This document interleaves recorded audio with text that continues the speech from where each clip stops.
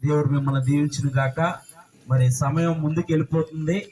కొద్దిసేపు దేవుని యొక్క మాటలు చదువుకొని కార్యక్రమాన్ని ముందుకు తీసుకెళ్లి ముగించాలని ఆశపడుతున్నాను. ఎందుకంటే 2 గంటలకు కూడా వర్షం చూపిస్తుంది. ఇప్పటి వరకు వాతావరణం దేవుడి కృపను బట్టి ఉదయకాలం నుంచి వాతావరణం దేవుడు ఎంతో అనుకూలపరిచాడు, ఎంతో కృప చూపించాడు కనుక ప్రార్థన చేసుకొని కూడికను ముందుకు నడిపించుకుందాం. అందరూ తలలు వంచి ప్రార్థనలు ఏకీభవించండి. పరిశుద్ధుడైన తండ్రి, కనికర పూర్ణుడా, కృపగల దేవా, అయా మీరు ఆది అందే తండ్రి ప్రభా, అయా తండ్రి నీ పోలుకు చొప్పున నీ స్వరూపమందు తండ్రి ప్రభా నరులను సృజించి వారిని మీరు ఆస్వాదించిన దేవుడు తండ్రి ప్రభా. వారి కాలంలో తండ్రి ప్రభా వారిని ప్రభా అభివృద్ధి పరిచిన దేవుడు నాయన. కుమార్తె తండ్రి ప్రభా కీర్తి విషయంలో మీరు చేసిన మేళ్లు బట్టి ప్రభా, మీరు తండ్రి జీవితంలో చూపించిన కృపను బట్టి మీకు వందనాలు, స్తోత్రాలు తండ్రి ప్రభా. అయా తనని దీవించండి, ఆస్వాదించండి, నీ కృపలో భద్రపరచండి ప్రభా. అయా ఈ మధ్యకాల సమయంలో తండ్రి ప్రభా వాక్యమై ఉన్న దేవా తండ్రి ప్రభా, నీ వాక్కుతో మా అందరితో మీరు మాట్లాడండి ప్రభా. వాక్య పరిచర్యలో కూడా తండ్రి పరిశుద్ధాత్ముడా, అయా మీరు నన్ను మరుగుపరిచి నీ వాక్యం ద్వారా మా అందరితో మీరు మాట్లాడి ప్రభా మహిమ పొందమని లోకరక్షకుడైన యేసు ప్రభా పరిశుద్ధ నామమున ప్రార్థిస్తున్నాం తండ్రి, ఆమేన్. మంచిది, దేవుడు మనకి వాతావరణాన్ని అనుకూలపరిచాడు. ఉదయకాల సమయం నుంచి ఎంతో వాతావరణం కూడా మంచిగా ఉంది. మనం సమయానికి ముగించుకుందాం, ఎవరో కంగారు పడవద్దు. సమయానికే ముగిస్తాను, కొద్ది నిమిషాలే వాక్యం చెప్తాను. 119వ కీర్తన 119వ కీర్తన 9వ వచనం. 119వ కీర్తన 9వ వచనం. యవనస్తులు దేని చేత తమ నడతను శుద్ధిపరచుకుందురు, నీ వాక్యమును బట్టి దానిని జాగ్రత్తగా చూచుకొనుట చేతనే కదా. పరిశుద్ధ గ్రంథమైన బైబిల్లో దేవుని యొక్క వాక్కు 119వ కీర్తన 9వ అధ్యాయంలో ఈ విధంగా చెబుతున్నాడు. యవ్వనస్తులు దేని చేత తమ నడతను శుద్ధి చేసుకుందరు. ఇప్పటి వరకు కుమార్తె ఇప్పటి వరకు బాల్య దశలో ఉంది, ఇప్పుడు నుంచి యవ్వన దశలోకి వెళ్ళిపోతుంది గనక తను కొన్ని జాగ్రత్తలు పాటించాలి, కొన్ని జాగ్రత్తలు తీసుకోవాలి, కొన్ని కట్టడలో నడవాలి, కొంత క్రమశిక్షణ కలిగి జీవించాలి, పెద్దల మాటకు లోబడాలి, పెద్దలు చెప్పినట్టు వినాలి, దైవ సేవకులు చెప్పినట్టు వినాలి. కొన్ని కట్టడలు, ఎందుకంటే తన యవ్వన ప్రాయంలోకి వెళ్తుంది గనక కొన్ని కట్టడలు, కొన్ని నిబంధనలు ఉంటాయి. వాటికి అనుగుణంగా నడిస్తే తన జీవితము ఉన్నతంగా ఆస్వాదింపబడుతుంది. అందుకే దేవుని యొక్క వాక్కులో దేవుడు ముందుగానే రాయించాడు. ఏమంటున్నాడంటే, యవ్వనులు దేని చేత తమ నడతను శుద్ధిపరచుకుందురు అంటూ భక్తుడు రాస్తూ అంటున్నాడు, నీ వాక్యమును బట్టి దానిని జాగ్రత్తగా చూచుకున్నట్టు చేతనే కదా.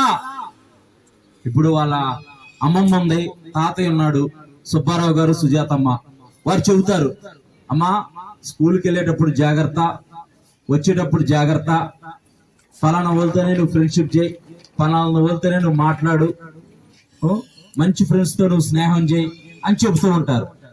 దేవుడు కూడా చెబుతున్నాడు, యవ్వనస్తులు దేని చేత తన నడతను అనంటే వారు నడిచే మార్గాన్ని. మనం ప్రతి ఉదయం లేచిన దగ్గర నుంచి రాత్రి పడుకునే వరకు మన భక్తి జీవితం ఎలా ఉంటుంది, మనం ఎలాంటి భక్తి జీవితం జీవిస్తున్నాము. అందుకే దేవుని ఒక వాక్కు చెబుతుంది, యవ్వనులు దేని చేత తమ నడతను శుద్ధి చేసుకుంటారు అనంటే దేవుని యొక్క వాక్కును బట్టి దేవుని నామానికి మహిమ కలుగును గాక. కీర్తి వాళ్ళ అమ్మమ్మ చెప్పే మాట, వాళ్ళ తాతయ్య చెప్పే మాట, దైవ సేవకులుగా మేము చెప్పే మాట, పెద్దలు చెప్పే మాట వింటూ కూడా దేవుని యొక్క మాటను బట్టి, దేవుని యొక్క వాక్కు ప్రకారము తన యొక్క జీవితాన్ని, తన యొక్క నడతని ఆమె కొనసాగించాలి. ఇక్కడ యవ్వనులు దేని చేత తమ నడతను శుద్ధిపరుచుకుందరు, నీ వాక్యమును బట్టి దానిని జాగ్రత్తగా చూచుకొనుట చేతనే కదా. అంటే దాన్ని ధ్యానించడం ద్వారా, దాన్ని చదవటం ద్వారా, దానిలో ఉన్న మంచి తెలుసుకోవడం ద్వారా, దేవుడిచ్చిన ఆజ్ఞలని, దేవుడిచ్చిన కట్టడల్ని గైకొని ఆ ఆజ్ఞల ప్రకారము, ఆ కట్టడల ప్రకారము తన యొక్క భక్తి జీవితాన్ని కొనసాగించినప్పుడు దేవుడు మంచి జీవితాన్ని ఆ బిడ్డకు అనుగ్రహిస్తాడు అంటూనే భక్తుడు రాస్తూ అంటున్నాడు.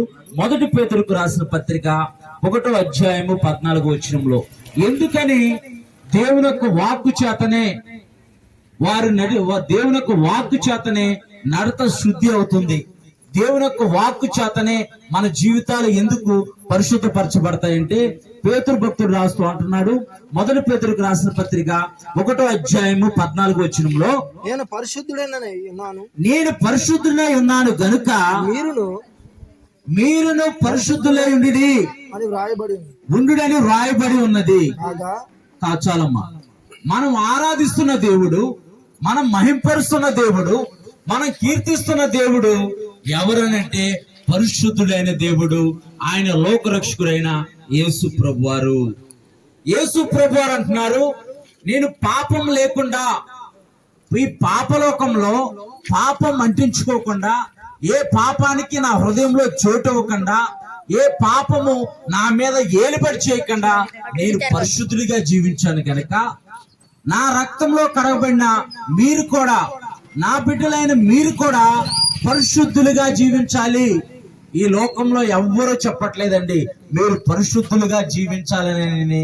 ఏ గ్రంథమో ఏది చెప్పట్లేదు. యేసు ప్రభువారు ఒక్కలే, నేను పరిశుద్ధుని గనక, నేను ఈ లోక రక్షకుడిని గనక, ఈ లోకంలో నేను పరిశుద్ధుడిగా జీవించాను గనక మీరు కూడా పరిశుద్ధులుగా జీవించండి. ఆయన తండ్రి, మనము కుమారులము కుమార్తెలము. ఆయన పరిశుద్ధుడు, ఆయన పరిశుద్ధుడైన దేవుడు. ఏ కల్మషము, ఏ క్రోధము, ఏ మత్సరము, ఏ అవిధేయత లేకుండా ఆయన ఈ భూలోకంలో జీవించినంత కాలము తండ్రి చిత్తాన్ని నెరవేర్చడానికే ఆయన తొందరపడ్డాడు. తండ్రి చిత్తాన్ని నెరవేర్చడానికే ఆయన ఆతృత పడ్డాడు. మనం కూడా ఈ భూలోకంలో జీవిస్తున్నంత కాలము, దేవుడు మనకిచ్చిన ఆయుష్ అంత కాలము మనము దేవుని చిత్తం చేసేవారిగా, దేవుడి యొక్క మాటలకు అనుగుణంగా, దేవుని యొక్క కట్టలకు అనుగుణంగా మన జీవితాన్ని మనం మలుచుకొని, ఆయన పరిశుద్ధులై ఉన్నాడు, మనము కూడా పరిశుద్ధులుగా జీవించడానికి ఆధారం ఏంటంటే పరిశుద్ధ గ్రంథమైన బైబిల్ మాత్రమే. పరిశుద్ధ గ్రంథంలో రాయబడిన వాక్యం ద్వారానే మన నడతను మనము శుద్ధి చేసుకుంటాము, మన నడతను మనం సరి చేసుకుంటాము, మన నడతను మనం బాగు చేసుకుంటాము. ఏ గ్రంథము కూడా మీరు పరిశుద్ధులుగా ఉండండి అని చెప్పట్లేదు. ఒక్క పరిశుద్ధ గ్రంథమైన బైబిల్ మాత్రమే మీరు పరిశుద్ధంగా జీవించండి, ఎందుకంటే మిమ్మల్ని సృజించిన వాడు పరిశుద్ధుడు గనక. మరి కీర్తి కూడా తన ముందున్న జీవిత కాలం అంతయు తాను పరిశుద్ధంగా జీవిస్తూ దేవునికి మహిమ తెస్తూ, అలాగే తల్లిదండ్రులకి, అలాగే వారిని చూసుకుంటున్న అమ్మమ్మ తాతయ్యకి, దైవ సేవకులకి, అందరికీ ఒక మాదిరికరంగా, ఒక మంచి యవనస్తురాలుగా తాను జీవిస్తానని దేవుని పేరట తెలియజేస్తున్నాను. తనకి ఏ అవసరం వచ్చినా వాళ్ళ అమ్మమ్మతో తాతయ్యతో ఎలా చెబుతుందో, తన జీవితం ఎలా మలుచుకోవడానికి ఆధారమైన ఏంటంటే పరిశుద్ధ గ్రంథమైన బైబిలే. అందుకే భక్తుడు రాస్తూ అంటున్నారు, దేని చేత యవ్వనులు తన నడతను, అంటే మంచి చెడు ఎలా తెలుస్తుంది? పెద్దలు చెప్పడం ద్వారానే. ఇది మంచి, ఇది చెడు, ఈ మార్గం మంచిది, ఈ మార్గం చెడ్డది, ఈ మార్గంలో వెళ్తే నీ జీవితం మంచిగా ఉంటుందని పెద్దలు చెప్పడం ద్వారా ఎలా తెలుస్తుందో, అలాగే ప్రతిదినము దేవుని యొక్క వాక్యాన్ని ధ్యానిస్తూ, ప్రతిదినము దేవుని ముందు పెడుతూ, ప్రతిదినము దేవుని సన్నిధిలో గడుపుతూ తన జీవితాన్ని దేవుడికి అర్పించుకొని తను యథార్థంగా నమ్మకంగా జీవించినప్పుడే మేమందరం హర్షిస్తాము.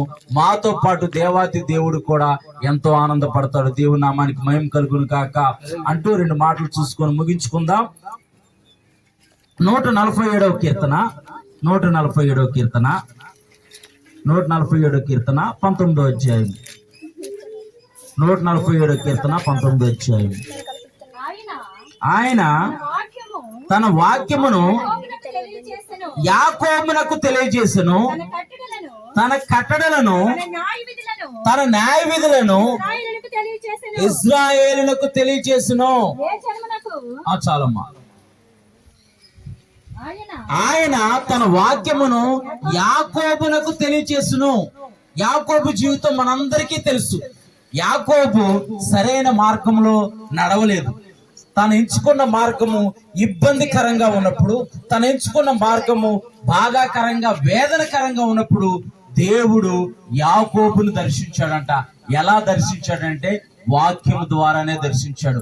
అబ్రహాముతో కూడా వాక్కు మాట్లాడిందని పరిశుద్ధ గ్రంథమైన బైబిల్లో రాయబడి ఉంది. ఇస్సాకుతో కూడా వాక్కు మాట్లాడింది పరిశుద్ధ గ్రంథమైన బైబిల్లో ఉంది.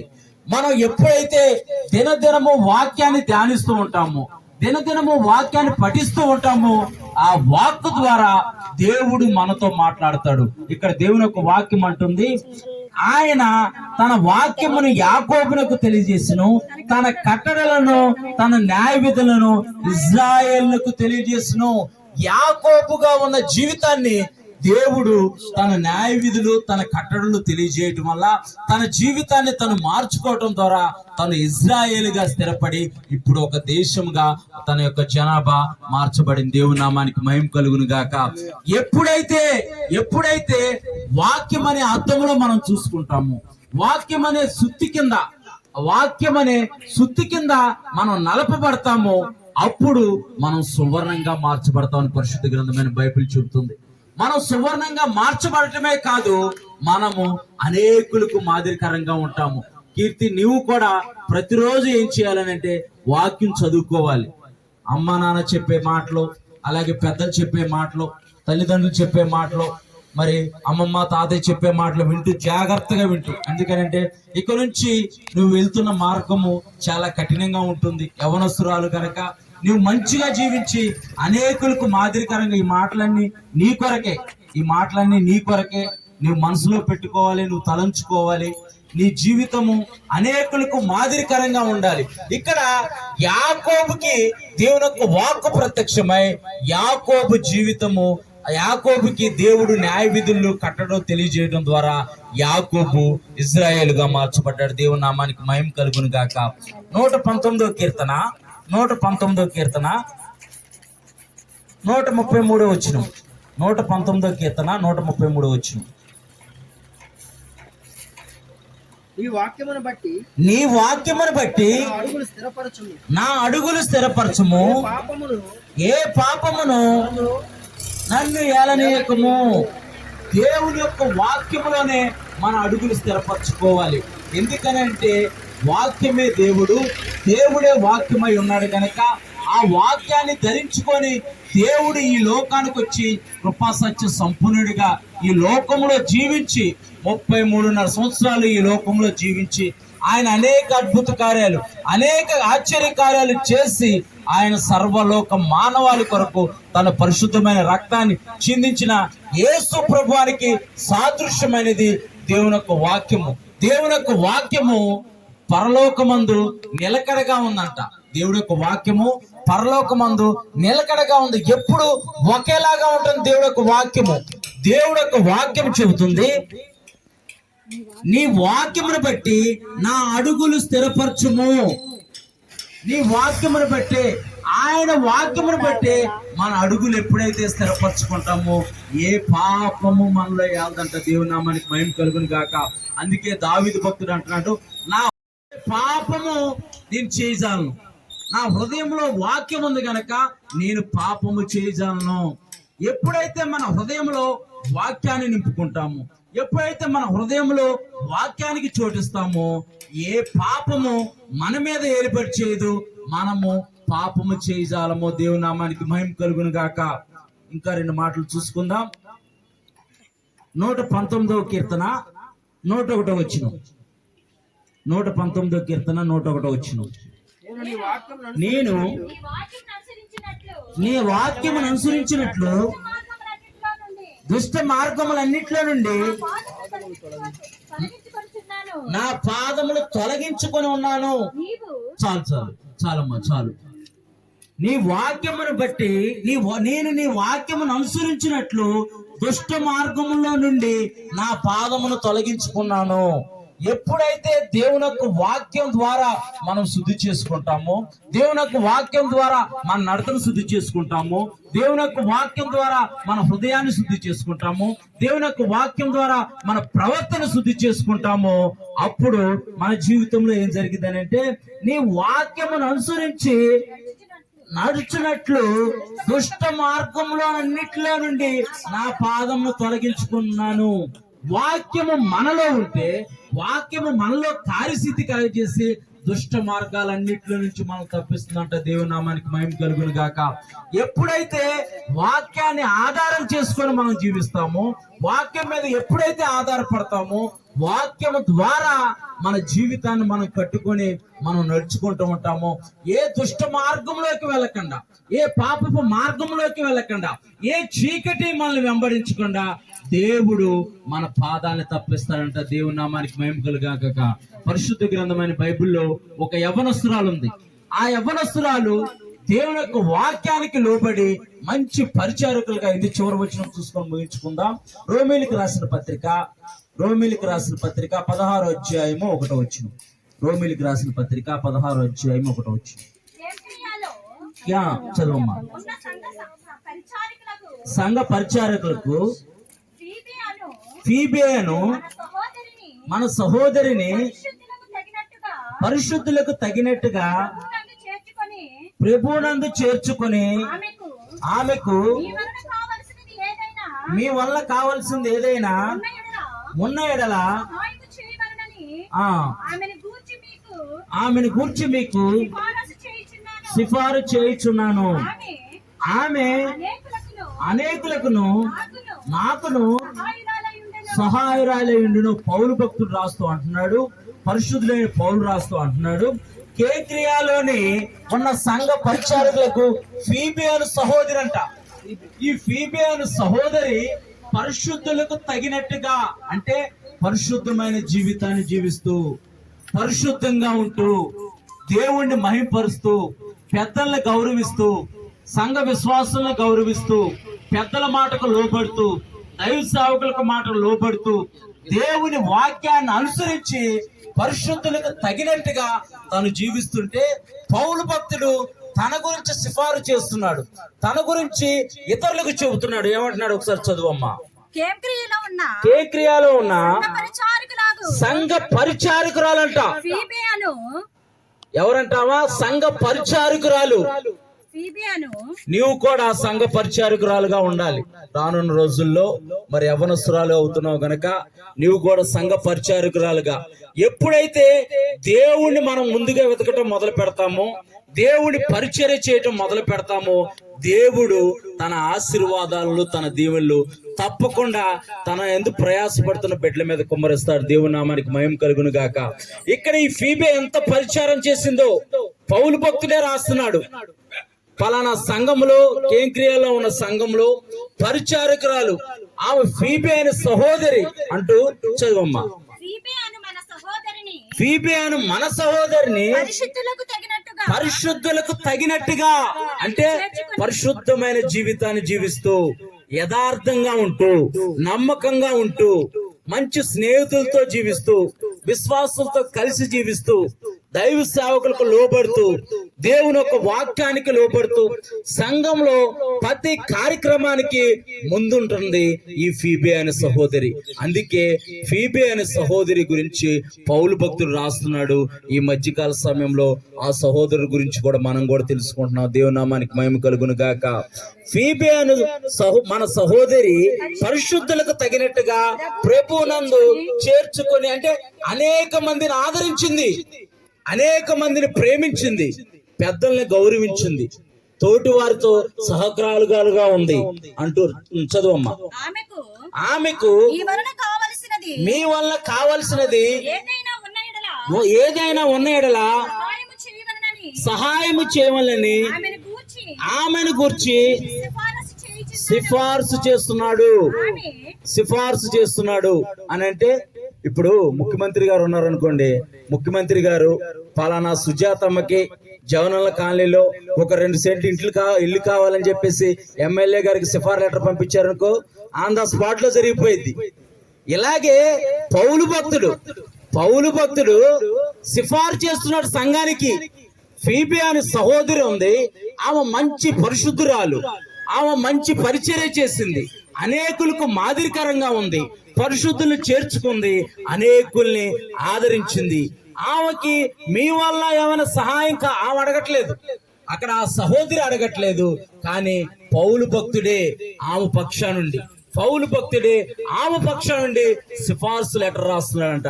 మనం కూడా మన దేవుని యొక్క వాక్యంలో మన అడుగులు స్థిరపరచుకుంటే, దేవుని యొక్క వాక్యం చేత మన నడతను శుద్ధి చేసుకుంటే, దేవుని యొక్క వాక్య ప్రకారము మనం నడుచుకుంటే, దేవుడు కూడా మనల్ని ఆశీర్వదించడానికి సిఫార్సు లెటర్ పంపుతాడు. దేవుని నామానికి మహిమ కలుగును గాక.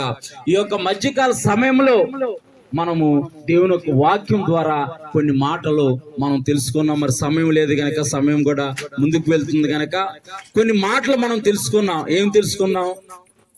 దేని చేత మన నడతను మనం శుద్ధి చేసుకుంటామని అంటే, దేవుని యొక్క వాక్యాన్ని బట్టే మన నడతను శుద్ధి చేసుకుంటాం.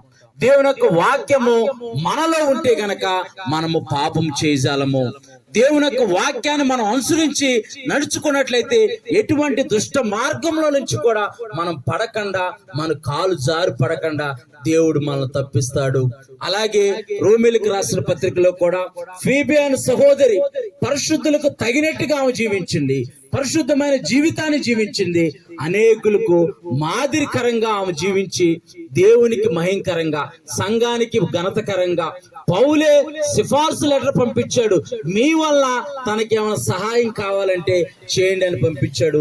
అంత ధన్యురాలు ఫీబే. అలాంటి ధన్యకరమైన జీవితము, అలాంటి భక్తి జీవితము, అలాంటి యథార్థమైన జీవితము మరి కుమారి కీర్తికి కూడా దేవుడు అనుగ్రహించినట్లు, తను కూడా వాక్యంలో కట్టబడి, వాక్యంలో నాటబడి, తను కూడా దేవుని యందు భయభక్తులు కలిగి, పెద్దల యందు గౌరవం కలిగి, దైవ సేవకుల యందు గౌరవం కలిగి, సంఘం అంతటికి మాదిరికరంగా తను జీవించాలని దేవుని పేరట తెలియజేస్తూ నా మాటలు ముగిస్తున్నాను. దేవుని నామానికి మహిమ కలుగును గాక. మన మధ్యలో దైవ సేవకులు రవితేజ గారు ఉన్నారు, వారు కొన్ని మాటలు మనం పంచుకుంటారు.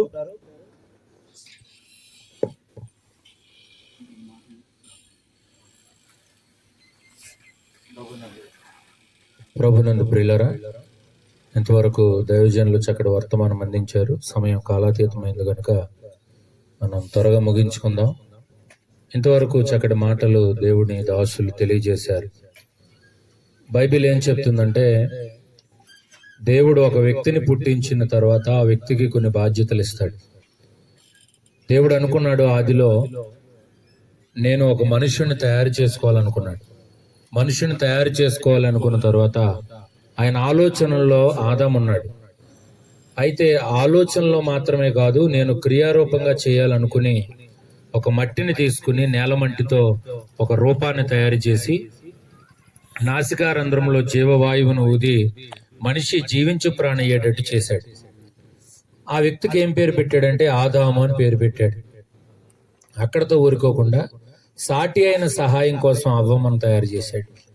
మళ్ళీ అవ్వమ్మను బయట నుంచి తయారు చేస్తే ఇబ్బంది అని, ఎంత మహాజ్ఞాని అండి మన దేవుడు. ఏం చేశాడంటే పురుషుల్లో ఇంచే తీశాడు, బయట నుంచి తీయకుండా. అలా భార్యాభర్తలను ఏర్పరిచిన తర్వాత దేవుడు వారికి ఏమనుగ్రహించాడంటే సంతానాన్ని అనుగ్రహించాడు. అంటే ఆయన చిత్తము, ఆయన ఉద్దేశం ఎలా ఉంటుందంటే, మనుష్యులు ఎలా ఉండాలో దేవుడు కోరుకున్నాడో అలా మానవులు ఉండాలని ఆయన ఆలోచన. కానీ మానవుడు ఎలా ఉన్నాడు? దేవునికి నచ్చినట్టు కాకుండా తనకు నచ్చినట్టుగా జీవించడం ప్రారంభించాడు. అయినా దేవుడు ఎవరిని కూడా శిక్షించలేదు, మారతారు అని చూస్తూ చూస్తూ వచ్చాడు. ఆయా కాలాల్లో కొంత శిక్ష మానవులకు పడినా కూడా దేవుడే ఈ లోకానికి వచ్చి మనుషులందరి కొరకు శిక్ష పడ్డాడు. అయితే ఈ క్రమంలో దేవుడు సంతానాన్ని ఇచ్చాడు. సంతానాన్ని ఇచ్చి ఆదిలో ఏం చేశాడంటే, మీరు ఫలించండి, అభివృద్ధి చెందండి, భూమిని నింపండి, విస్తరించండి అన్నాడు. ఆ క్రమంలో భాగంగానే సంతానం అనేది ఉద్భవించడం జరిగింది. అయితే సంతానం వచ్చిన తర్వాత పిల్లలు పెద్దవారు అవుతారు. పెద్దవారు అయ్యి ఒక వయసుకు వచ్చేటప్పుడు ఆ వ్యక్తులు ఏమవుతారంటే ప్యూబర్టీ అంటారు. అంటే ప్రత్యుత్పత్తి వ్యవస్థ అభివృద్ధి చెందడం మనం చూస్తాం. అది ఒక ఆడవాళ్ళకే దేవుడు పెట్టిన ఒక గొప్ప భాగ్యం. పిల్లలకి ఎవరికి పిల్లలు పుడతారు? ఆడవాళ్ళకి పుడతారు. అంటే దేవుడు మొట్టమొదటిగా ఆదామును తయారు చేసుకున్నప్పటికీ ఎవరిలోంచి సంతానం వచ్చిందంటే అవ్వములోంచి సంతానం వచ్చింది. అంటే స్త్రీకి దేవుడు ఎంత ప్రత్యేకమైన ప్రాధాన్యత ఇచ్చాడో చూడండి. అందుకని ఈ వ్యవస్థ చాలా గొప్పది. ఒక స్త్రీకి దేవుడిచ్చిన ఆ వ్యవస్థ చాలా గొప్పది కనుక